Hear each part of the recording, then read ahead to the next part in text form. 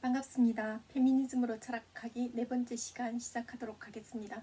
오늘 여러분들과 함께 살펴볼 책은 메리 울스턴크래프트의 여성의 권리 옹호라는 책이에요. 지난번에 제가 한번 하겠다고 말을 하고 그 사이에 성의 정치학, 케이트 밀렛의 성의 정치학을 잠시 봤었죠. 오늘은 이 책을 한번 살펴보도록 하겠습니다.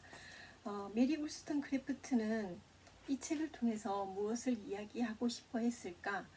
어쩌면 이게 여성주의의 가장 절실한 목소리가 아닐까 하는 생각이 듭니다. 혁명 당시에 루소는 자유와 평등 사상에 많은 영향을 줬습니다. 프랑스 혁명이 일어나게 된 한 계기이기도 하거든요. 그 사상의 힘을 얻어가지고 프랑스 혁명가들은 혁명을 일으키는데 어떤 정당성을 가졌습니다. 그런데 루소의 이 이론 속에 여성은 도대체 어떤 모습으로 자리했던 걸까요? 여성은 남성과 동등한 어떤 인격을 가진 존재는 아니었던 모양입니다. 그런 부분들에 대해서 메리 울스턴크래프트는 일종의 배신감 같은 것도 느끼겠죠. 메리 울스턴크래프트는 계몽주의 사상가들에 대해서 어떻게 비판을 했을까요? 루소는 에밀이라고 하는 교육 이론서를 썼습니다. 바로 이 책이에요. 루소가 썼던 에밀. 루소의 중요한 사상 여러분들 기억나시죠? 자연으로 돌아가라.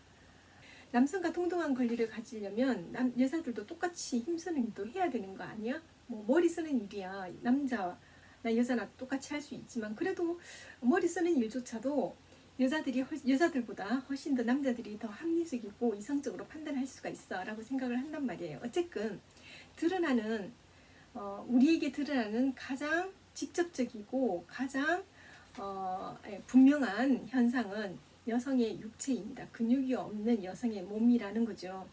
그래서 이런 이유 때문에 이게 바로 신이 또는 자연이 부과한 선물이죠.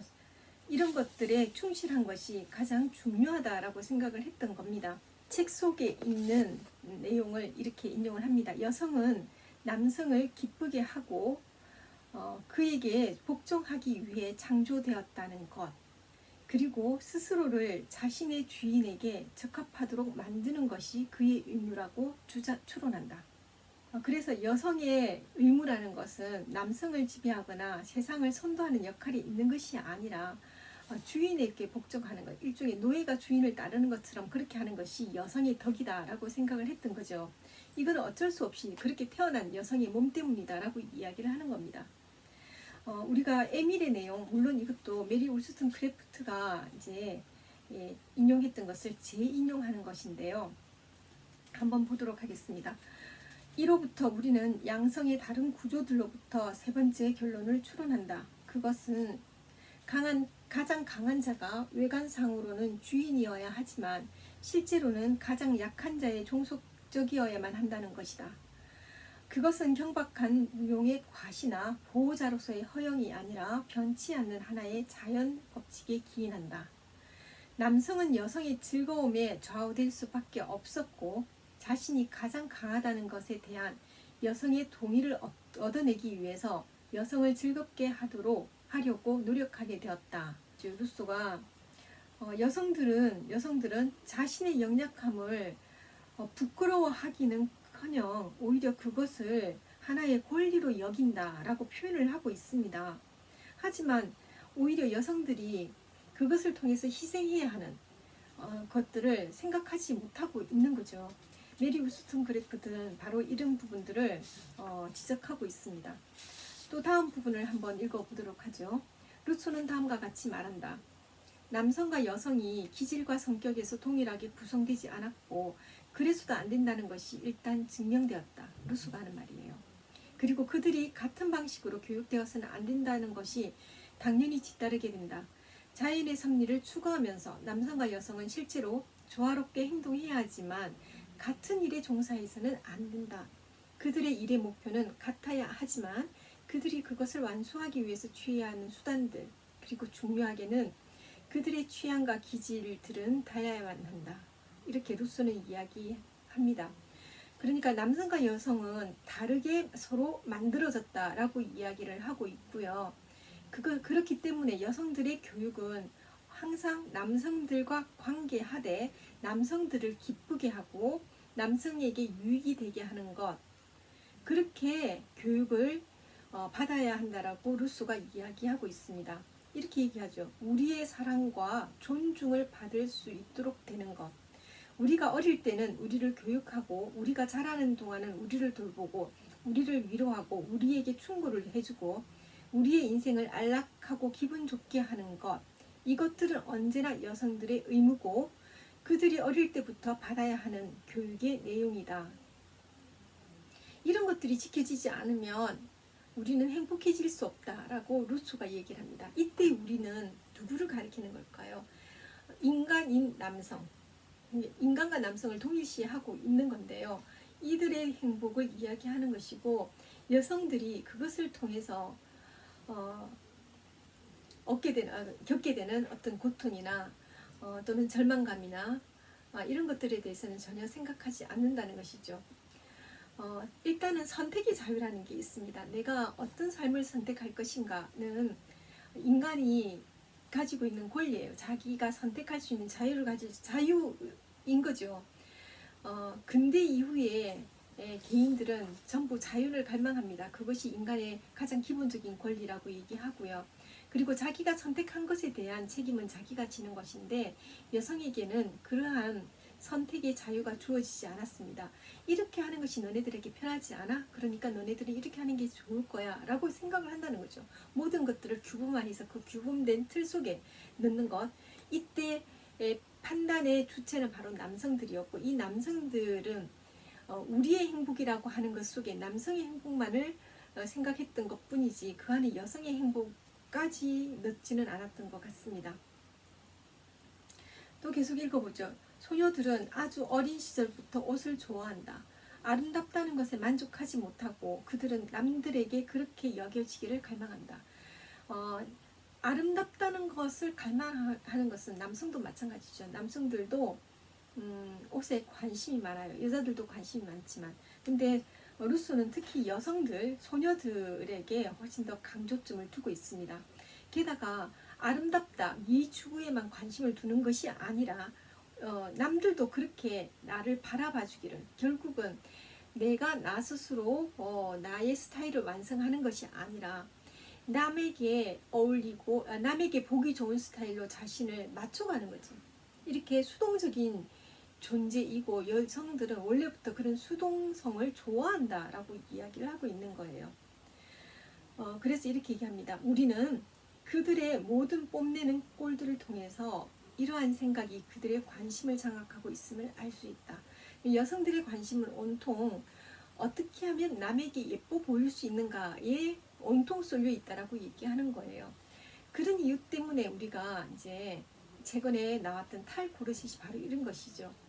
우리가 꾸미고 있는 이 모습은 내가 원해서 하는 것이라고 생각을 해왔겠지만 할 수도 있겠지만 과거로부터 우리에게 계속 우리가 습득해왔던 많은 교육들은 어떻게 하면 조신하고 정숙하고 그런 여성들이 될 수 있을 것인가, 어떻게 하면 현모양처가 될 것인가, 이런 것들에 오히려 은연중에 집중되어 있다는 거예요. 여러분들 아니라고 생각하실지 모르겠지만 어릴 때부터 여성들은 그렇게 여성으로 만들어져 오고 있습니다. 시몬 드 보바르가 이미 얘기를 했고 그러한 상황은 지금까지도 지속되고 있어요. 아직까지도 아이들 장난감을 파는데 가보면 왕자놀이 하는 것과 공주놀이 하는 것이 정해져 있죠. 남자아이들의 장난감은 로봇, 총싸움, 그리고 자동차, 전기자동차 이런 거죠. 근데 여자아이들은 어떻습니까? 인형놀이 하는 거예요. 요리하는 거, 미용하는 것, 그리고 옷 갈아입히는 인형 이런 것들이에요. 여성들은 본성적으로 선천적으로 태어난 그 기질로 인해서 그 나약함으로 인해서 여성들은 스스로가 수동적이 되고 또 남성의 보호를 받으려고 하고 또 그러한 사실에 대해서 스스로 이렇게 극복하려고 노력하지 않고 오히려 부끄러워하지 않고 당연한 권리인 것처럼 여기고 있다. 그것이 세계를 남성 중심으로 만들어가고 있는 이유다라고 얘기를 하고 싶어 하는 거예요. 그래서 이렇게 얘기하죠. 각각의 성은 또한 그 성의 차이를 나타내는 고유한 취향도 가지고 있다. 그러니까 각각의 성은, 남성과 여성은 서로 본질적으로 다른 취향을 가지고 있다라고 이야기를 해요. 소년들은 활동적인 운동을 좋아하고 인형놀이는 소녀들에게 특유한 놀이다라고 이야기를 하는 거죠. 메리 울스턴크래프트는 이렇게 얘기하죠. 조용히 앉아있도록 강요받은 소녀들은 인형을 가지고 놀면서 바보 같은 대화를 듣는다. 이러한 습관에 들어가는 의심의 여지 없이 여성의 천성으로 언급된다. 신체적인 조건으로 여성과 남성을 구분하고 그로 인해서 여성은 남성으로부터 지배라는 말은 굳이 안 쓴다 하더라도 여성은 남성에게 의존할 수밖에 없고 남성은 여성을 보호해야 된다 이렇게 얘기하는 거예요. 여러분들 뭐 프리티 우먼 같은 드라마나 영화나 또는 뭐 백마탄 왕자 이야기 뭐 이런 이야기들 속에 또는 뭐 말갈량이 길들이기 이런 이야기들 속에 남성과 여성 사이에 이루어지는 어떤 로맨틱한 것들이 어떻게 우리를 어리석게 만들고 있는지 알 수가 있을 겁니다. 지금 제가 오늘 이야기했던 것들은 가장 근본적인 문제예요. 무엇을 선택하든지 간에 그 선택지가 똑같이 동등하게 기회가 주어져야 된다는 것. 그런데 우리 사회가 동등하게 기회가 주어져 있지 않다라는 것을 우리가 확인하는 거죠. 그런 기회가 동등하지 않다면 어떻게 해야 될까요? 그죠? 이런 문제들을 한번 생각해 봤으면 좋겠습니다. 페미니즘은 여성 우월주의가 아니에요. 모두가 동등한 권리를 가지고 자유롭고 평화로운 삶을 살자라는 것이 가장 핵심이 되겠죠. 물론 그때보다 지금은 법적으로나 여러 가지 사회 제도적으로 여성들의 지위가 한결 나아진 것에 대해서 부정하지는 않습니다.